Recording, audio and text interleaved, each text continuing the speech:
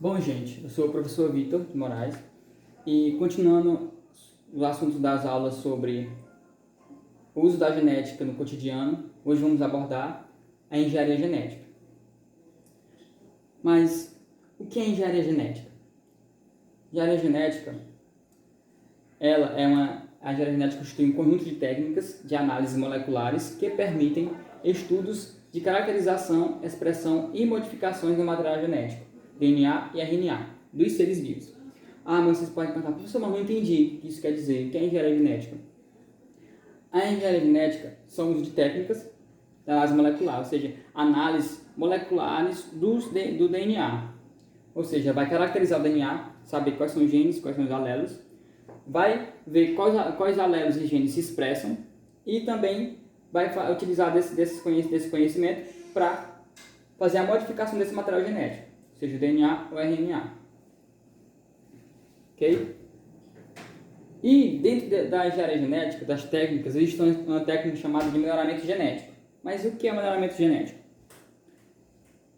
É a arte e a ciência que visam a modificação genética de plantas ou animais para torná-los mais úteis ao homem. Ou seja, dentro da engenharia genética, dentro das técnicas de engenharia genética, o melhoramento genético é utilizado para modificar de forma viável e benéfica para o ser humano, plantas e animais.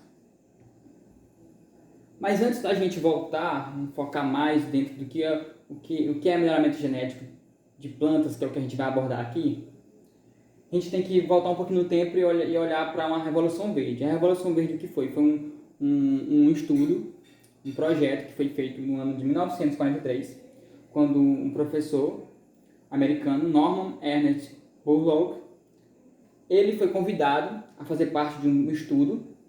E esses estudos foram obtidos técnicas para melhoramento de cultivo de plantas, utilizando o conhecimento de genética na época. Bom, aí o que foram obtidos com esses estudos? Essas técnicas foram a técnica de mecanização, mecanizar aparelho, melhorar os aparelhos utilizados na produção de alimentos, irrigação, fertilização e defensivos orgânicos. O que são esses defensivos orgânicos? Vocês podem olhar assim e achar o nome meio estranho, mas na verdade são a utilização de fungicidas, pesticidas e bactericidas para evitar contaminação na lavoura. E também fizeram pesquisas em sementes, ou seja, pegaram as sementes, pesquisaram de forma molecular, ou seja, geneticamente, estudaram os genes, os alelos delas e depois foram utilizadas variedades geneticamente melhoradas. Ou seja, eles pesquisaram as sementes, estudaram elas, viram aquelas mais suscetíveis a mutações, aquelas que eram mais fortes, mais resistentes a certas coisas, por exemplo, a bactérias, a fungos, a vírus, a umidade, a alterações no tempo, a baixos nutrientes nos solos, e utilizaram dessas para fazer variedades melhores ainda, mais resistentes e fortes. Mas agora voltando um pouco para modificação genética, né? Como funciona o melhoramento genético? Basicamente é o seguinte: como é visto que eles estudaram baseado no estudo de Mendel observou as ervilhas, Mendel sabia que os caracteres eram passados de pais para filhos, né? Geração após geração, e esses caracteres eram mantidos e, porventura, eles vinham a se modificar. O que acontece? A modificação genética, ela acontece lá no gene, lá no DNA, ou seja, no gene, no loco gênico, vocês sabem o que é, né? Lembram? Onde tem o gene, e desse gene tem alelos. Eles vão separar esses alelos, esses genes, e ver quais são os melhores, e selecionar os melhores para que esses genes melhores sejam expressados na prole, nas gerações futuras, né? No caso. Aí, o que eles obtêm com esses bons genótipos, né? Esses genes, que é quando você pega os genes, vocês separam isso, tem genótipos. Eles vão obter o quê? Aumento na frequência de alelos e genótipos melhores, ou seja, mais fortes, resistentes, aquilo que eles escolheram, que eles observaram que eram melhores para ser utilizados, né? Alimentos com melhorias conforme as necessidades humanas, ou seja, alimentos mais nutritivos, mais fortes, mais resistentes a alterações, mais resistentes a pragas, mais resistentes a fungos e bactérias. E existem duas formas de fazer o melhoramento genético. Voltando um pouquinho também no tempo aqui agora, a primeira forma é a forma natural, que é o quê? Você na sua casa pode fazer melhoramento genético, mas como, professor? Você pode plantar um pezinho de pimenta, por exemplo. Aí você, depois do pé está grande, dá os frutos das pimentas, você observa as pimentas mais bonitas, mais fortes, aquelas que aparentam ser melhores. Você separa essas e replanta para na próxima planta de pimenta ter pimentas mais fortes e parecidas com aquela que você selecionou. Você selecionou uma boa e você obteve outras mais melhores. E assim por diante, por gerações e gerações, você no futuro vai ter quase 100% de sementes boas, de pimentas boas. O que acontece?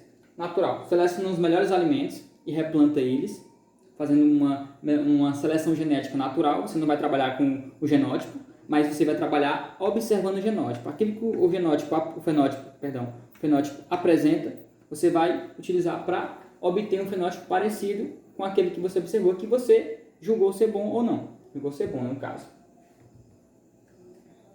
E de forma manual você vai fazer isso, né? Como eu expliquei. A outra forma, que é como a escolha do alimento, como os nômades faziam. O ser humano, quando deixou de ficar perambulando pela terra, andando pela terra, estabeleceu uma região, ele passou a fazer melhoramento genético sem saber, sem conhecer genética, e muito tempo antes da genética existir. Eles selecionavam as sementes e as plantas mais bonitas, que eles julgavam ser melhores, que eram mais saborosas, mais fortes e resistentes, e replantavam elas, fazendo assim com o passo das gerações e gerações, plantas geneticamente iguais àquelas que eles separaram, iguais, fortes e mais resistentes. E assim foi se iniciando o melhoramento genético no cultivo de plantas na agricultura. A outra forma, né, é a forma laboratorial, onde você estuda aquela planta, olha o genótipo dela, vê quais genes são expressados e quais genes são bons e melhora esses genes, fazendo com que só aqueles genes que você observou sejam expressados ali e o fenótipo seja aquele que você espera.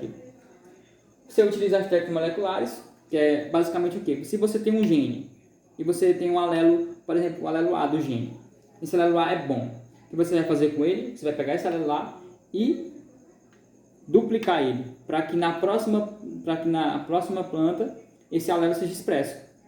Entendeu? Mas é mais ou menos isso. Aí você faz a seleção desses genes e no futuro, na próxima geração, você terá aquele resultado.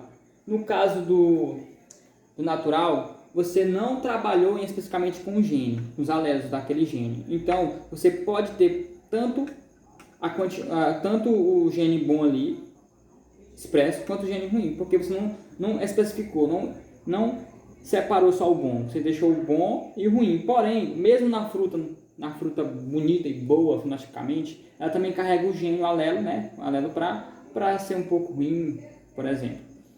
E na forma laboratorial, você pode selecionar só o gene bom, onde somente ele será expressado. Essa é a diferença entre a laboratorial e a manual. A laboratorial é quase 100% eficaz, não 100%, porque também sabemos que o DNA sofre mutação natural, mesmo que a gente selecione o gene. Então é quase 100% eficaz. Aí vocês podem perguntar, professor, mas como a gente pode estar vendo, observando, hoje em dia, no nosso dia a dia, fenotipicamente, as aplicações dessas técnicas genéticas. Acabei de mostrar algumas imagens aqui, vocês viram, né?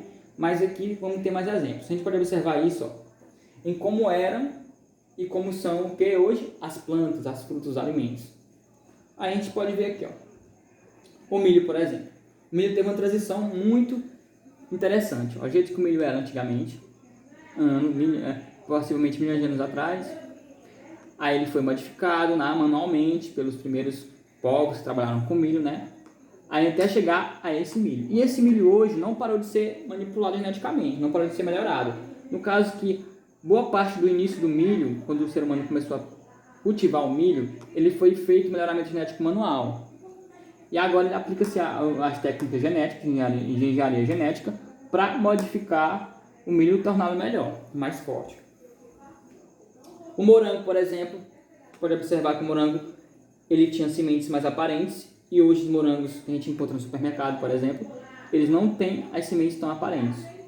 Aí vocês podem perguntar também, professor, mas se não tem as sementes, como eles vão conseguir plantar mais morango, por exemplo? É basicamente o seguinte, se eles conseguem separar o gene, eles também podem fazer a fecundação dessa planta, do morango, em laboratório também.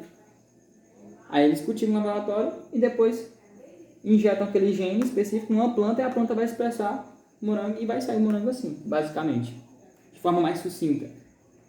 A banana, pouca gente sabe que a banana tinha semente, ela era plantada na semente, anos atrás, muito tempo atrás. Só que hoje, com o melhoramento genético, cultivo, a banana ela não é mais cheia de sementes como a gente era antes. E hoje a própria banana ela não é mais plantada em sementes, é só a muda do pé, vocês podem observar, vocês sabem disso, né? E também a melancia, ela era cheia de sementes, ela era menor, etc. E agora ela é maior, mais suculenta, mais resistente e menos suscetível a pragas e doenças, com melhoramento genético, no caso. Ou seja, resistência traz melhoramento genético, ele também traz frutos maiores e mais nutritivos, fácil cultivo e mais tolerantes. Também, o melhoramento genético pode trazer uma complicação, como toda coisa tem um lado bom e um lado ruim. E, para ressaltar, falamos em engenharia genética, falamos em melhoramento genético, alimentos melhorados geneticamente, e esses alimentos melhorados geneticamente, eles têm um nome, são chamados de transgênicos. Esse é o nome que se dá ao alimento que ele é geneticamente modificado, chamado de transgênico. E também tem a maior produtividade da colheita, ou seja, pelo fato de ser modificado para ter mais resistência a pragas, a alteração de tempo e entre outras coisas, isso torna eles mais fortes, resistentes, também tornam mais suscetíveis a ter uma produção maior, ou seja, aumenta a produção. Quanto mais indivíduos, uma população resistente, mais indivíduos terá na próxima geração, correto? Baseado nisso, a gente tem que alimentos melhorados eles terão provavelmente, né, uma produção maior. Aí aqui a gente entra aqui na determina as características físicas, ou seja, fenotipicamente. E dado também a maior resistência dos alimentos, maior produtividade, também outra coisa vem em conjunto com essa resistência, como com as modificações genéticas, que é o quê? A variedade de tipos de alimentos. Por exemplo, o feijão, ele tem vários tipos de feijões feitos como melhoramento genético, tanto natural quanto laboratorial. Porém, quando nós tratamos dos alimentos mais primitivos e antigos da terra, arroz, milho, feijão, trigo, eles foram de forma natural sendo modificados ao longo do tempo com as misturas, né, os tipos de cultivo de cada região, e naturalmente eles foram se modificando, o DNA deles modificando naturalmente, né, se mutando e formando novos fenótipos do feijão, ou seja, novos tipos de feijão. Mas também é possível, esses tipos de feijão que a gente vê hoje, eles são melhorados geneticamente na indústria da agricultura, através de técnicas da engenharia genética.